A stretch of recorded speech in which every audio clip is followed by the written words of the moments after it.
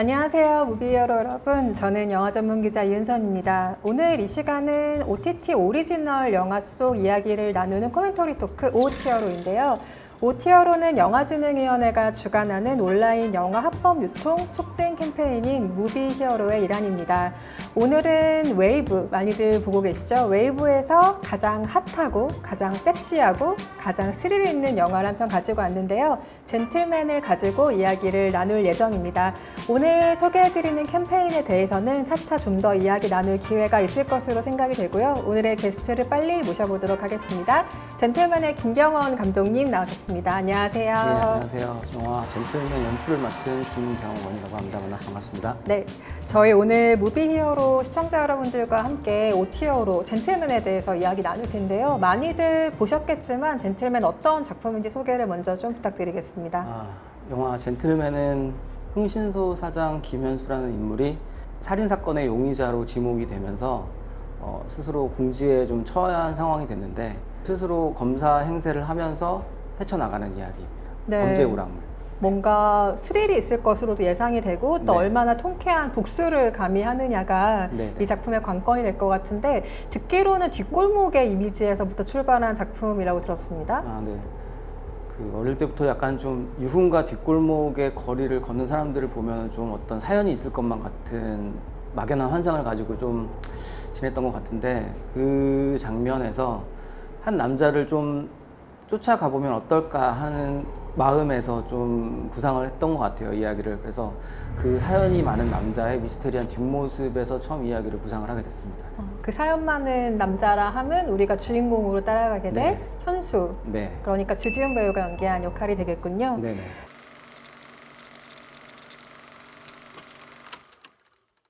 지금부터는 영화 젠틀맨을 조금 더 깊숙하고 자세하게 들여다볼 텐데요. 코너명은 속담화라고 붙여봤습니다. 말 그대로 감독님을 포함해서 배우 그리고 제작진 전체의 노고가 들어간 장면 하나하나를 좀 소중하게 뜯어보는 코멘터리를 나눌 텐데요. 작품의 스포일러가 일부 노출될 수 있는 점 미리 양해 부탁드리겠습니다. 저희가 사전에 감독님께 젠틀맨의 장면 가운데 3개를 꼽아달라고 부탁을 드렸거든요. 저로서는 예상 가능한 장면도 있었고 이 장면은 조금 의외다 싶은 장면들도 있었는데요. 함께 보면서 이야기 나눠보도록 하겠습니다. 들켜버린 거지.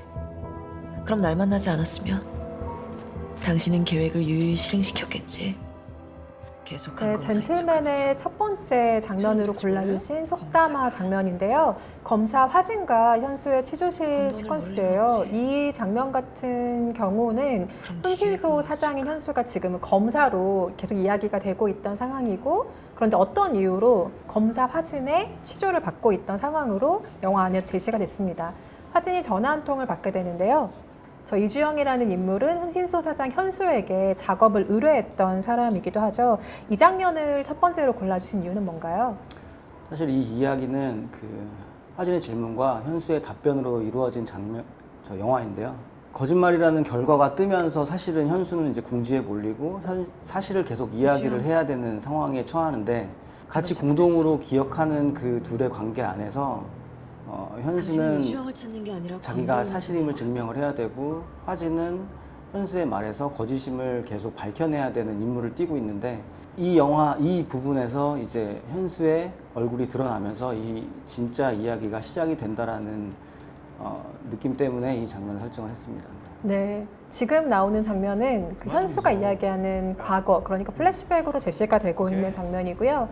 말씀하신 것처럼 현수와 화진이 마치 창과 방패처럼 서로의 진실, 서로의 거짓을 가지고 계속해서 겨누는 장면으로 시퀀스가 제시가 되는데, 말씀하신 것처럼 젠틀맨의 기본적인 구성이기도 하고 이 질문과 답변으로 이루어진 취조실 장면이 영화에 계속해서 분절적으로 흐르면서 등장을 하게 됩니다. 촬영 자체는 여러 차례 찍으셨겠죠?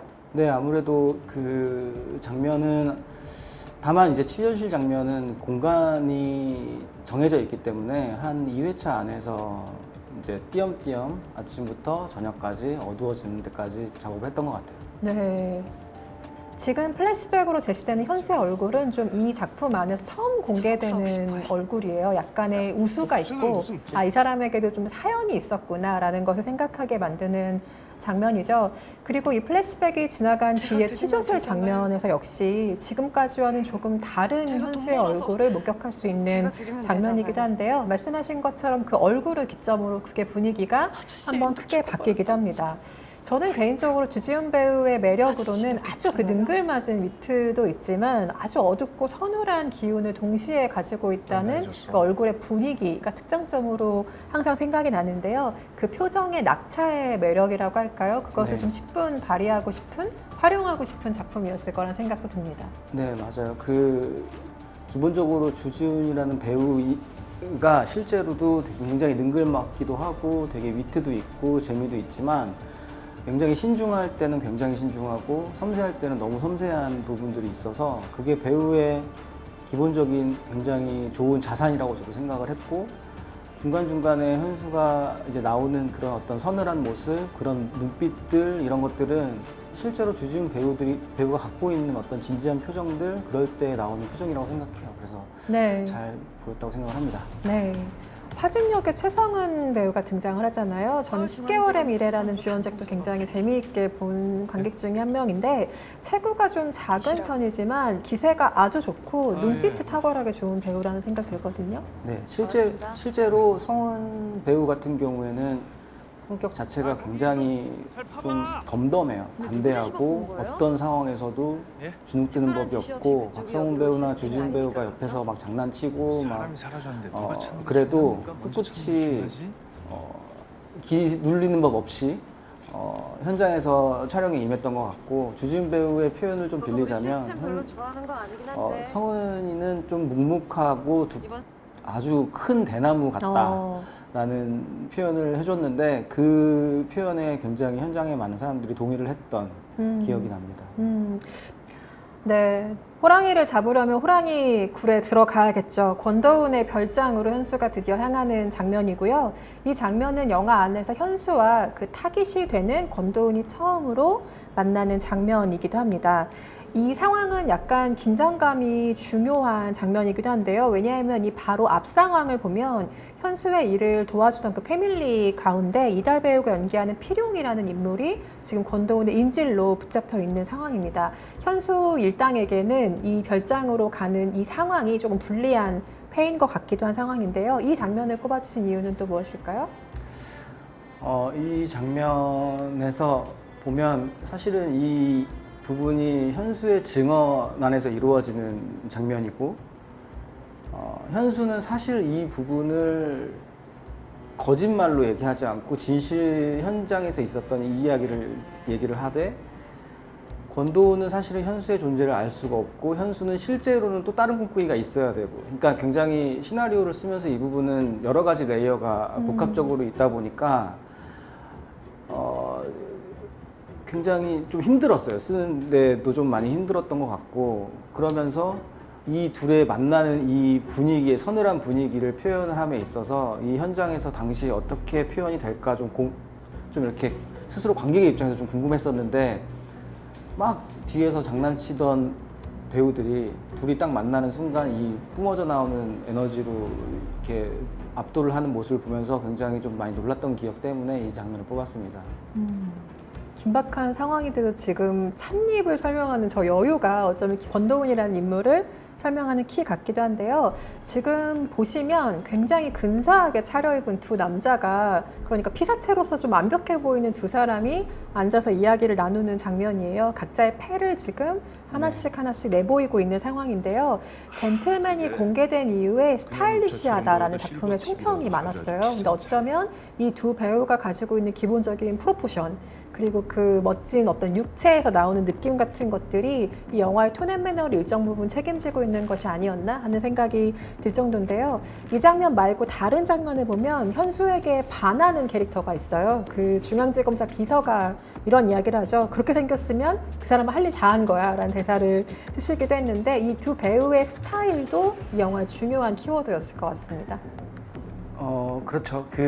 여기서 이제 권도훈은 아무리 위험하고 어려운 상황이어도 스스로 젠틀하다고 굉장히 생각을 하고 젠틀하고 품위 있는 그 말투와 그런 어떤 사회적인 자신의 보여지는 부분들 그런 부분들을 굉장히 중요시하게 생각을 하면서 현수를 대하고 반대로 현수는 어떻게 보면 좀 쉽게 말해서 아주 좀 뒷골목에서 좀 많이 구르다운 느낌의 인물로 만나게 되는데 저는 이 말씀하신 대로 외적인 부분의 스타일에 대한 부분도 굉장히 중요한 부분이었지만 이 캐릭터들이 갖고 있는 중요한 부분들 이 영화의 그 내적인 부분들을 좀 관통하는 부분들이 이 장면에서 좀 보여졌다고 생각을 하고 말씀하신 대로 스타일 부분도 저희 영화에서 이 둘의 인물은 아주 미술의 가장 중요한 축이었죠. 네. 또 미술의 피사체로서 현장에서 보시는 재미가 또 남다른 작품이었을 것 같기도 하고요. 실은 주지훈 배우가 박성훈 배우 캐스팅에 아주 많이 관여가 되어 있는 작품이기도 하죠. 네네. 그 주지훈 배우가 키가 이제 거의 190에 가까운 거의 장신인데 아마도 본인의 아우라를 이렇게 같이 대등하게 할 수 있는 배우가 우리나라에 몇 없다라는 거를 스스로 알고 계셨었고 저희도 이제 주지훈 배우님이 박성훈 선배님을 설득한다고 말씀을 들었을 때 설득이 좀 성공했으면 좋겠다 생각을 많이 하고 있다가 설득됐다는 얘기를 듣고 되게 환호했던 기억이 많이 나요.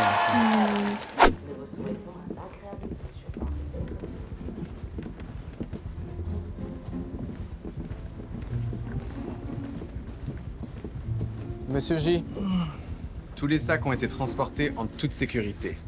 L'argent sera consigné confidentiellement. 네, 젠틀맨 속담화 세 번째 장면은 주연 배우들의 엔드 크레딧이 공개된 이후에 선물처럼 만나게 되는 장면이기도 한데요. 제가 아까 초반에 젠틀맨에 대해서 김경원 감독이 꼽아준 장면 중에 좀 의외의 장면도 있었다라고 설명드린 것이 있었는데 저는 바로 이 장면이었습니다. 약간은 의외라고 생각되는 장면이기도 했는데요.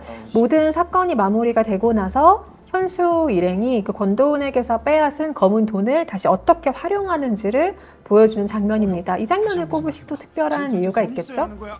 일단은 이 장면을 찍기 위해서 뭐 저희 촬영 감독님과 미술 감독님 그리고 홍디 작가님 같이 이제 고민을 했던 기억들이 선명하게 났어요. 이 영화를 보면서도 그래서 가장 없는 예산에 얼마만큼 리얼하게 이 장면을 찍을 수 있을지에 대해서 연구를 되게 많이 했었었는데 그래서 한정된 공간 안에서 저희가 이제 뒤에 보이면 이제 좀 LED 화면이거든요, 저게. 네.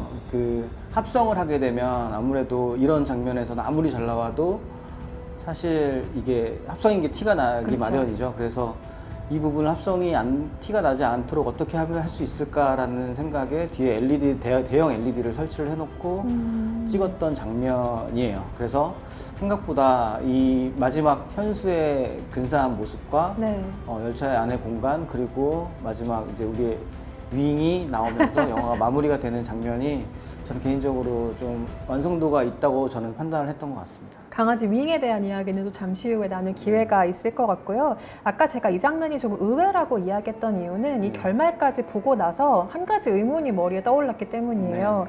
현수는 왜 이렇게까지 하는 것일까라는 의문이었는데 마치 자경단의 활동 같기도 하고 현대판 좀 히어로의 모습을 보는 것 같기도 한 상황이 현수의 마무리로 제시가 됐다고 생각하는데요.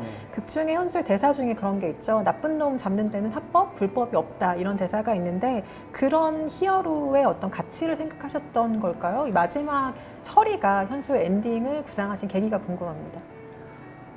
이 이야기의 처음에 출발점은 우리가 무심코 했던 선의가 어디까지 갈 수 있을까라는 저의 개인적인 어떤 질문 같은 게 있었어요. 그러니까 저희가 살아가면서 누군가에게 선의를 베풀고 누군가에게 어떤 좋은 일을 해줄 때 혹은 도움을 줄 때 어디까지 할 수 있을까?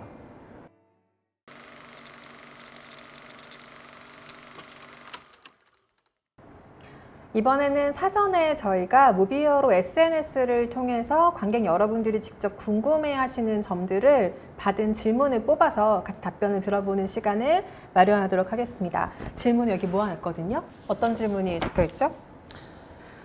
강아지랑 촬영 중에 생긴 비하인드가 있으실까요? 네, 아무래도 그 강아지 윙에 대한 관객 여러분들의 관심이 많으시다 보니까 주신 질문 같아요.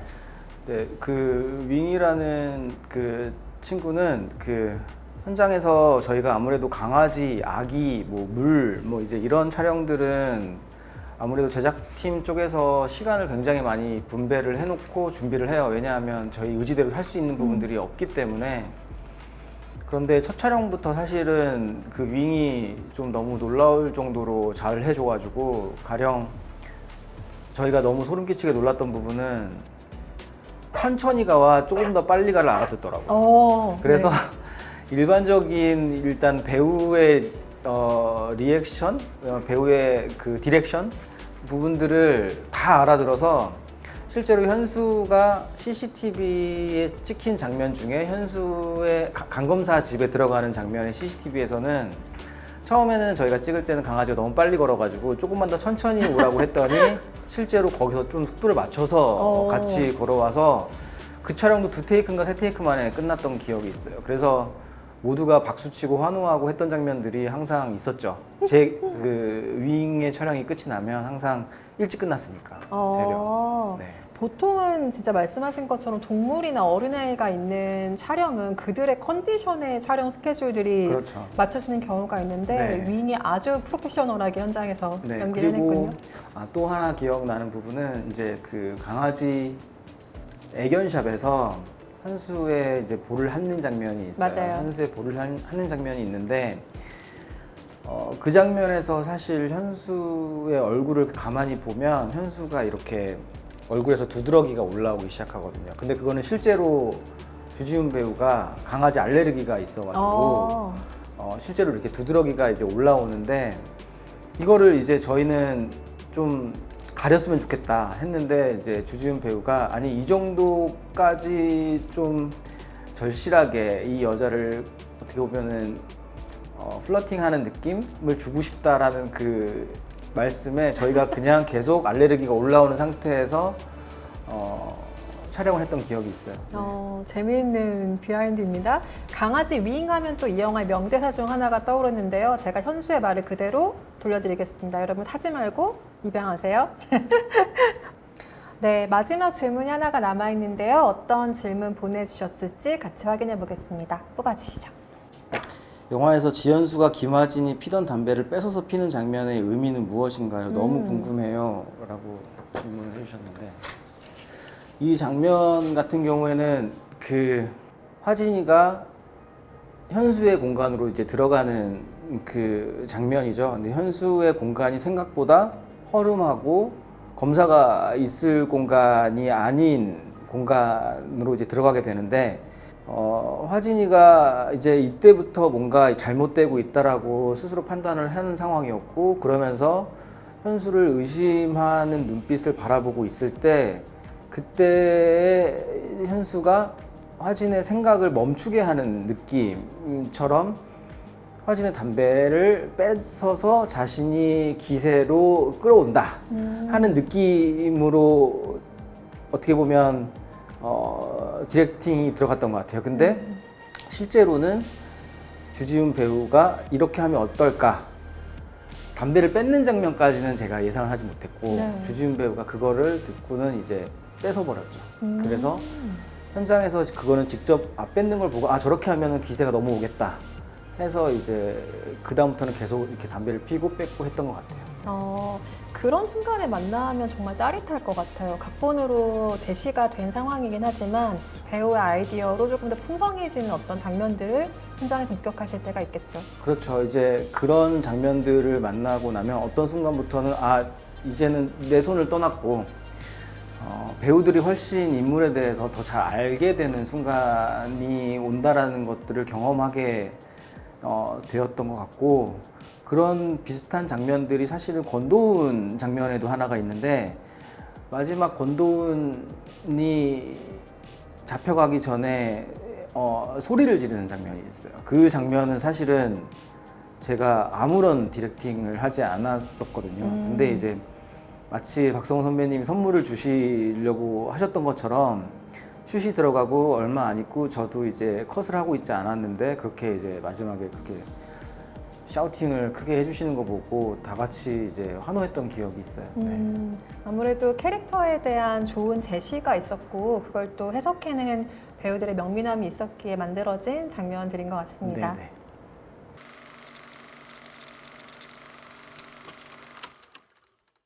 네, 오티어로 마지막 순서입니다. 이번 순서는 2023 무비히어로 캠페인의 슬로건과 관련한 질문을 드려볼 텐데요. 올해의 슬로건은 궐한 자에게 권리란 없다입니다. 여기서 궐한 자는 영화 콘텐츠를 불법으로 유통하고 시청하는 사람들을 의미합니다. 아무래도 현장에 계신 분들은 이 불법 유통에 대한 문제로 골머리를 썩으시거나 그것으로 인해서 치매 사례들이 많이 있으실 것 같아요. 감독님께서는 어떠신가요? 많이 속상한 일인 것 같아요.